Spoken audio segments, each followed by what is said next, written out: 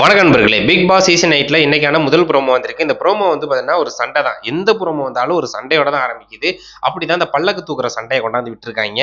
பல்லக்கு தூக்குறதுக்கான ஒரு வாய்ப்பு வந்து இருந்திருக்கு. அதுல வந்து பார்த்தீங்கன்னா, தூக்கிக்கலாம். 2 நாட்டுக்கு வந்து உரிமை அப்படின்னு சொல்லிட்டு அந்த இதில குடுத்துருக்காங்க.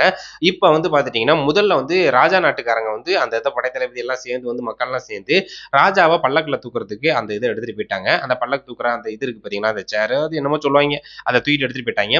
இப்ப வந்து பார்த்தீங்கன்னா, அவர அப்படியே அழகா அப்படியே தூக்கிட்டு வந்து அப்படியே கெத்தா கொண்டாந்து இறக்குனதுக்கு அப்புறம், ராணி நாட்டுல உள்ளவங்களுக்கு ஒரு மாரி வயித்தெரிச்சல் வந்து, நாங்களும் வந்து பார்த்தோன்னா, ராணிய பல்லக்கு தூக்கணும். எங்களுக்கு இதுல வந்து உரிமை இருக்கு அப்படின்னு சொல்லிட்டு, இங்க உள்ள படைத்தளபதி இந்த நாட்டு சைடுல இருந்து வந்து பார்த்துட்டீங்கன்னா, அவங்க அத கேட்கறாங்க. அப்ப வந்து பார்த்துட்டீங்கன்னா, ராஜா நாட்டு படைத்தளபதி, "இல்ல, இல்ல நீங்க அங்க இருக்கும்போதே, வெளியில இருக்கும்போதே கேட்டுருக்கணும். இப்ப எங்க நாட்டுக்குள்ள வந்துருச்சு. இனிமே நாங்க தர முடியாது." அப்படிங்கிறப்ப, ராணி ஒரு கட்டளைய போடுறாங்க. "நீங்க போயிட்டு அந்த பல்லக்க வந்து எடுத்துட்டு வாங்க. என்னைய தூக்கிட்டு போங்க." அப்படிங்கிறாப்புல சொல்றாங்க அவங்களோட படைத்தளபதி கிட்ட. இப்ப மஞ்சரி அங்க போறாங்க. நாட்டு மக்கள் அங்க போயிட்டு அந்த ராஜா நாட்டுல இருக்கிற அந்த பல்லக்க வந்து பார்த்தீங்கன்னா, எடுத்துட்டு வரதுக்கு போயிட்டு இழுக்குறாங்க. பட் முடியல. ஏன்னா, அங்கலாம் வலுவா இருக்காங்க. அதுவும் முத்துலாம் வந்து வெறி கொண்டு நான் குடுக்க முடியாது அப்படின்னு சொல்லிட்டு தர தரன்னு இழுத்துட்டு வராரு. கடைசியா வந்து ராஜா நீங்க ஏறுங்க. ஏறி மேல உட்காந்துக்கங்க. நின்னுங்க. இத யார்ட்டயும் குடுக்கக்கூடாது. உங்களுக்கு தான் அந்த பல்லக்கு. ராணி சைடு போக்கூடாது. அந்த நாட்டுக்கு இந்த பல்லக்கு குடுக்கக்கூடாது. குடுக்கவும் முடியாது அப்படின்னு சொல்லிட்டு வலுக்கட்டாயமா வந்து பார்த்தீங்கன்னா, இவங்களே வச்சிருக்காங்க. ஸோ இந்த சண்டை தான் வந்து பார்த்தீங்கன்னா நடந்துகிட்டு இருக்கு. அவங்க வந்து டைம்லாம் குடுக்குறாங்க. எதுக்கெடுத்தாலும் ராணி நாட்டு சைடு இருந்து டைம் 2 நிமிஷம், 5 நிமிஷம், 3 நிமிஷம், 1 நிமிஷம் அப்படின்னு சொல்லிட்டு ஒரு டைம் தான் குடுத்துட்டு இருக்காங்க.